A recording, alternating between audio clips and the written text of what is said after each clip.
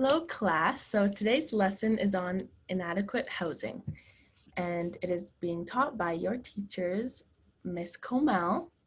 Miss Ellis. And Miss Remlinger.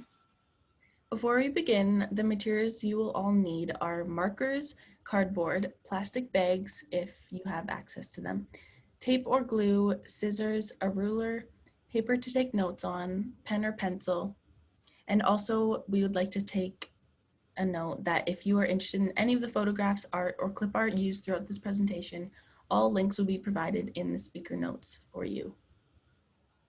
Inadequate housing in Canada. The feeling of comfort in our home is something that not all Canadians are lucky enough to partake in. The issue of inadequate housing has been a growing concern in Canada ever since the 1980s. The homelessness problem in Canada has affected as many as 1.3 million Canadians in the past 5 years. It is a fundamental human right to have adequate shelter in Canada, but it continues to be a pressing issue among so many Canadians today. The rise of homelessness. The rise of homelessness in North America is said to have begun in the 1980s, where those who were on the poverty line were hit the hardest. At this time, four main factors played a significant role in the spike of the epidemic of homelessness. 1.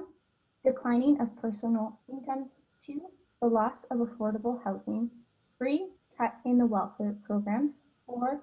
Growing number of people facing personal problems that left them at high risk of homelessness.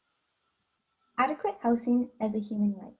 Adequate housing is defined under the international law where it is the right of every woman, man, youth, and child to gain and sustain a safe and secure home and community in which they live in peace and dignity. Adequate housing is more than just a physical roof over your head. Adequacy is determined by many social, economic, and cultural factors. Here are some statistics. 235,000 Canadians experience homelessness a year. 35,000 Canadians are homeless on a given night. 10 days is the average stay of a people in a shelter. 2.2% of homeless populations are veterans. 24.4% of the homeless population is seniors. 28 to 34% of the homeless population is Indigenous. All right, so some key points to note include shelter is a universal human right. Homelessness has been increasing for various reasons. Adequate housing is more than just a roof over your head. There are many things we can do to help, and art can increase awareness and make a difference. Making a difference using art.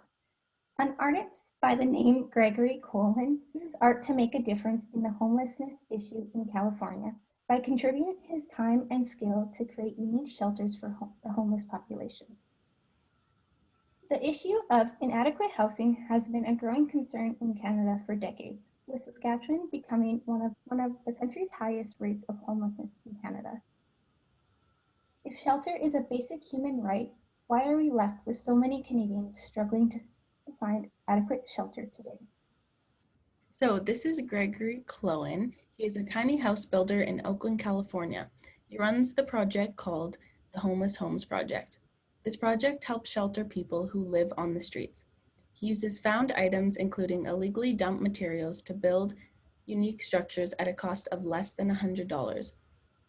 He builds mobile homes for the nomadic lifestyles of homeless residents. Using basic construction skills, he creates viable living spaces out of materials from illegal street dumping, commercial waste, and excess household items. He looks for anything that has real wood, tempered glass, and sturdy frames, and only purchases nails, screws, glue, paintbrushes, and saw blades.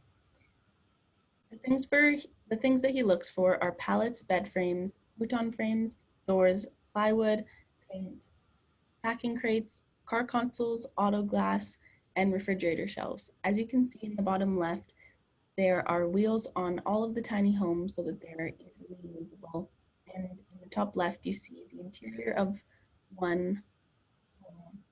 And it looks pretty small from that photo, but as you can see on the right, they are quite big and perfect for one person.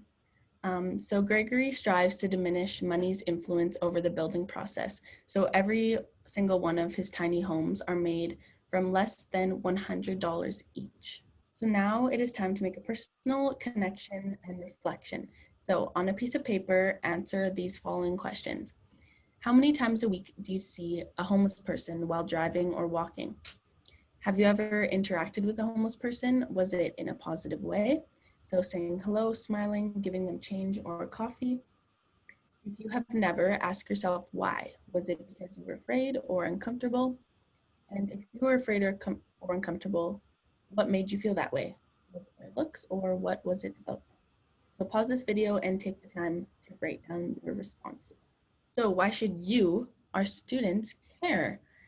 So Saskatchewan has the highest rates of homelessness in the country, with 1 in 5 people saying that they are homeless or at risk of being homeless.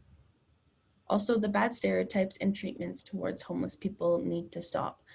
Homelessness is usually not a choice, and the stereotype that homeless people are always drug addicts or mentally unstable needs to change because it makes it seem almost like they deserve it or don't deserve a chance of getting a job or an adequate house. Inadequate housing is not only people living on the streets. It is more common than you think. You may have friends or classmates who are experiencing inadequate housing and you don't even know it. Now, make a list of attributes you think define an inadequate household. So pause this video and take notes. So now that you have defined what you think an inadequate household looks like, inadequate housing is not only living on the streets, as you can see in the top right, but can also be poor attributes to whatever shelter one lives in. In the top left, broken windows are a problem for security and comfort. They also cause other housing quality issues, such as the inability to keep moisture out, which leads to mold and rot. In the bottom left is present in the homeowner's bathroom, which can worsen chronic health issues. On the right, uneven flooring is a tripping hazard in the elderly homeowner's living room. So all of these are attributes of an inadequate household. All right, so continuing with our exploration and our responding to inadequate housing, let's get the conversation going. So what materials do these people have to protect them from the harsh environment? We would like you to pause this video and write down your thoughts. Then continue when you're ready. Some materials we came up with include cardboard, plastic bags, newspaper, tarps, and tin. All right. So what do you think causes homelessness?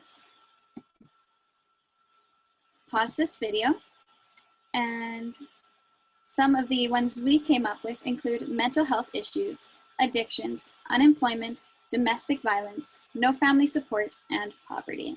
Okay, now that we have made our assumptions, Bruce from the Corner Perspective on YouTube explains that it's not as simple as we think. In fact, it is actually the lack of affordable, accessible, and appropriate housing. Even if houses are available, many people struggle to obtain one, whether that is due to cost, legal issues, or lack of support. Gregory's houses are a great place to start as they provide affordable and accessible housing. All right, so on a piece of paper, answer the following questions. What is most important to you in a home? What emotions does home evoke? And what color and texture is that emotion? Now we would like you to write a poem or paragraph from the perspective of one of Gregory's tiny houses. Consider what Gregory's movement means and the impact it has on people's lives. All right, it's time to learn a new art technique, cardboard sculpting. Our first technique is called flange. You may pause the video and watch our little mini video to learn this technique. And now you will learn the technique of making slots. So pause this video. Next, you will learn the technique of making tabs, and you can pause this video to learn. And our next cardboard making technique is called feet. And lastly, pause this video to learn how to make slots and tabs. All right, and here's an example of what you can do with cardboard sculpting.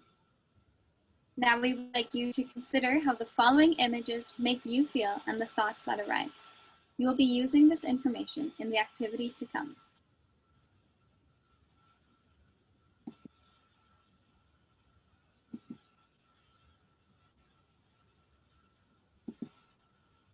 Using the cardboard sculpting techniques, respond to the social issue, inadequate housing.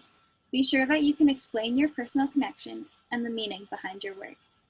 So our enabling constraints are that you may only use repurposed cardboard and plastic bags. So you may not go out and purchase any new material unless you need glue or tape. So in conclusion, look at the broad issue of inadequate housing.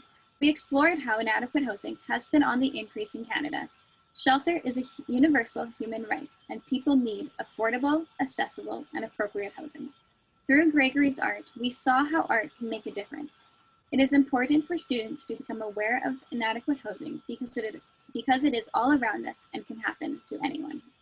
Just wanted to thank you all for listening to our presentation. I hope you were able to learn more about inadequate housing and the things you can do to make a difference.